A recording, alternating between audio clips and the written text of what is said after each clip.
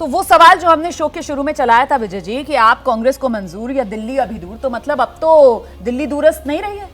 दिल्ली दूरस्थ को एक बात समझना चाहिए कि आप कांग्रेस का ये जो अलायंस संभावित है, ये एक बेहतर बात है इंडिया गठबंधन के उसके परसेप्शन के हिसाब से कि बिल्कुल कोलैप्स नहीं हुआ, जो हम लोग सब चर्चा कर रहे थे या और राजनीतिक विश्लेषक चर्चा कर रहे थे कि कुछ नहीं होगा। तो एक परसेप्शन के तौर पे न केवल दिल्ली में, गुजरात में, हरियाणा में आपने जिक्र किया, आपके सहयोगियों ने भी जिक्र किया, तो वो बेहतर है।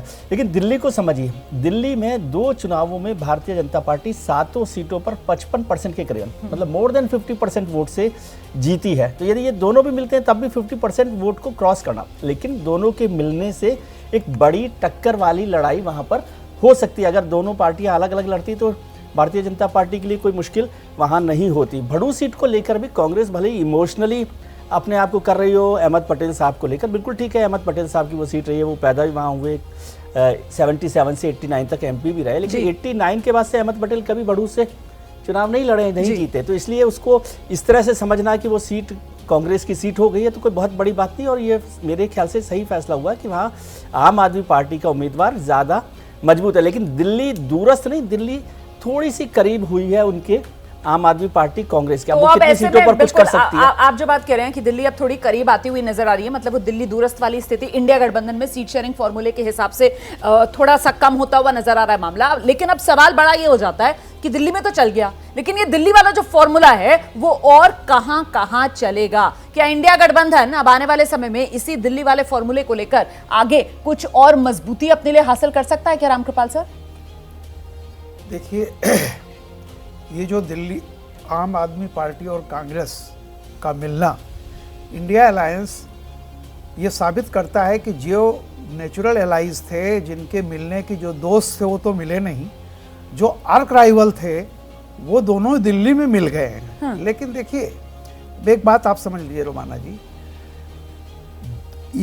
जिस तरह से ये लोग मिले हैं पंजाब में नहीं, जैसा कि आपके संवाददाता ने कहा कि जो कांग्रेस फार्मूला CPM के साथ केरल और बंगाल में करती है वही यहाँ कर रही है, पंजाब में नहीं है। ये नेताओं के मिलने से वोटर भी मिल जाएंगे या चले जाएंगे, ठीक है, ये बड़ा मुश्किल है। क्योंकि मैं एक उदाहरण दे दूं, जी सर, दिल्ली से सटा हुआ उत्तर प्रदेश है जहाँ पे सबसे बड़ा अलायंस हुआ था SP और BSP का। अगर सामाजिक समीकरण से देखिए तो 80 की 80 सीटें SP BSP को जीतनी चाहिए थी। नतीजा क्या हुआ? नहीं हुआ। कांग्रेस और सपा के मिलने पर भी 2017 में 100 सीटें ली थी सपा ने, मांगी थी, सॉरी कांग्रेस ने 100 सीटें मांगी थी, 400 में 25%, बाकायदा 100 सीटों पर लड़े थे, 7 पर केवल कामयाबी मिली। तो केवल मेरा यह कहना है कि आप जिस स्थिति में हैं, देखिए एक तो बिल्कुल क्लियर है कि ये सिद्धांतों का नहीं, सुविधा का मामला है।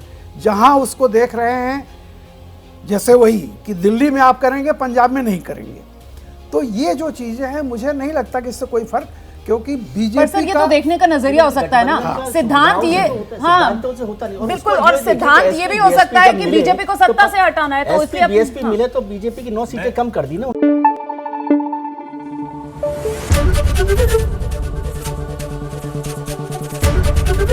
ABP न्यूज आपको रखे आगे।